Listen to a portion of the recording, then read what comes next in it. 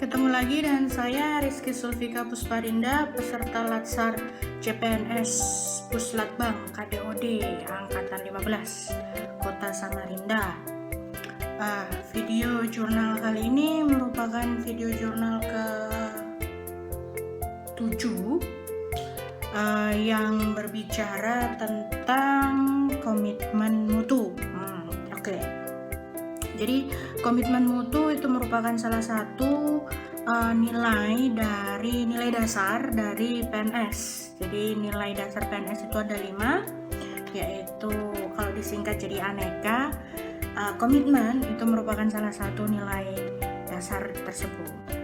Nah, kenapa komitmen mutu itu diajarkan pada peserta Latsar CPNS? Ya, karena selain merupakan nilai dasar, itu juga karena PNS atau ASN itu merupakan bagian dari organisasi dan juga sudah merupakan salah satu kewajiban untuk menjaga dan mengembangkan kualitas dari pelayanan yang diberikan kepada masyarakat. Ya, jadi ASN kan kewajibannya, tugasnya itu memberikan pelayanan. Nah,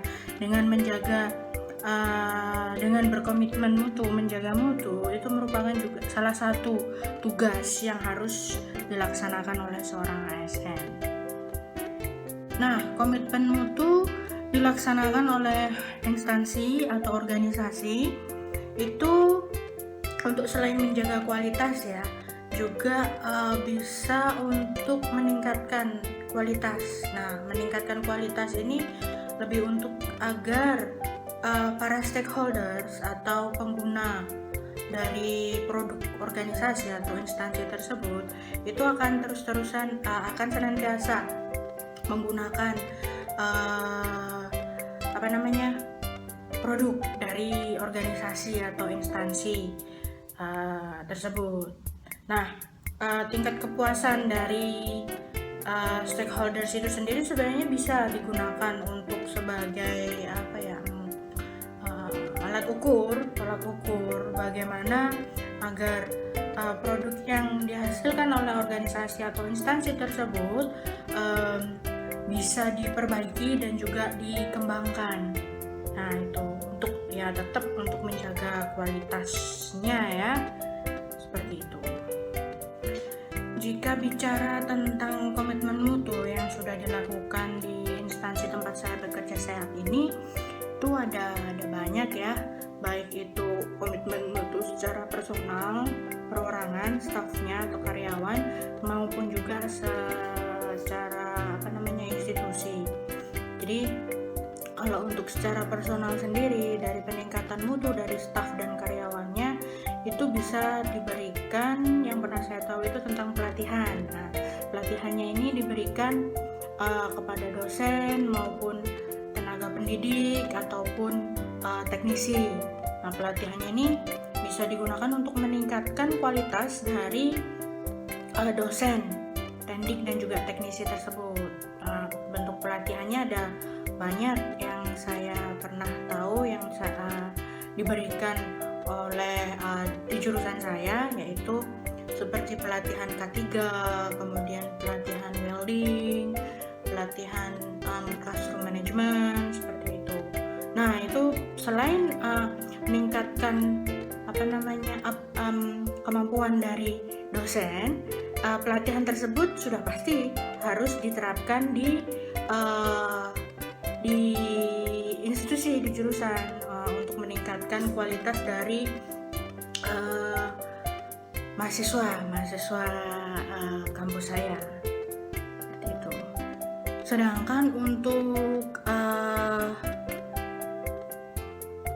komitmen mutu yang diberikan atau dilaksanakan tingkat instansi jurusan, itu yang pernah saya ikuti adalah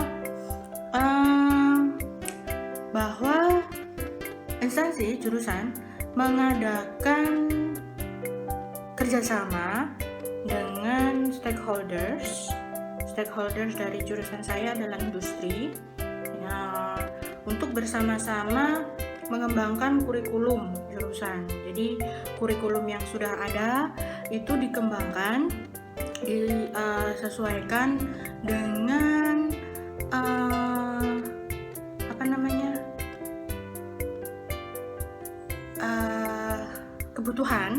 kebutuhan dari industri gitu. Jadi istilahnya adalah dual system.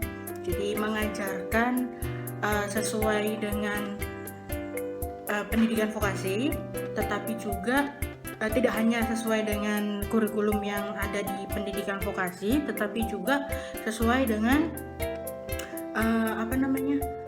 kebutuhan yang diinginkan oleh industri. Jadi menggabungkan